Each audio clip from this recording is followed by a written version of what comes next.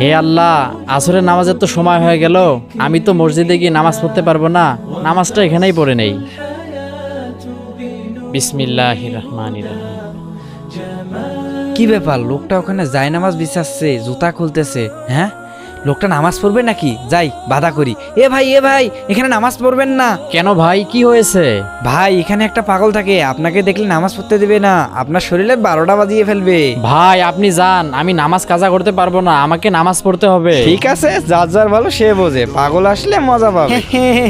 এবার পেয়েছি, আজকে ওর পায়ের 12টা বাজিয়ে ফেলবো।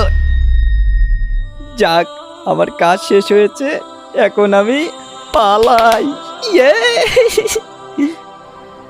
আসসালামু আলাইকুম রহমতুল্লাহ।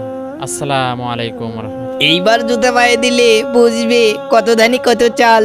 আলহামদুলিল্লাহ, এখানে নামাজটা পড়ে খুব ভালো লাগতেছে। যাই, আমি আমার কাজে যাই। পায়ে দিচ্ছে, দেখ দেখ, মজা এবার বুঝবে। হ্যাঁ, কি ব্যাপার? এ ভাই, দাঁড়ান দাঁড়ান দাঁড়ান, দেখি আপনার পা, দেখি দেখি দেখি তো। আপনার জুতায় আমি কাঁচ ভেঙে দিয়েছিলাম। হ্যাঁ, এগুলো কি বেরোচ্ছে? ভাই, আপনার জুতায় তো আমি কাঁচ ভেঙে দিয়েছিলাম, তারপরও কিছু হচ্ছে না কেন? ভাই, নামাজি ব্যক্তির জানমালের হেফাজতকারী স্বয়ং আল্লাহ তাআলা। যে ব্যক্তি আল্লাহ তাআলার নিকট 1 পাও এগিয়ে আসে, আল্লাহ তাআলা সে ব্যক্তির নিকট 10 পাও এগিয়ে আসে।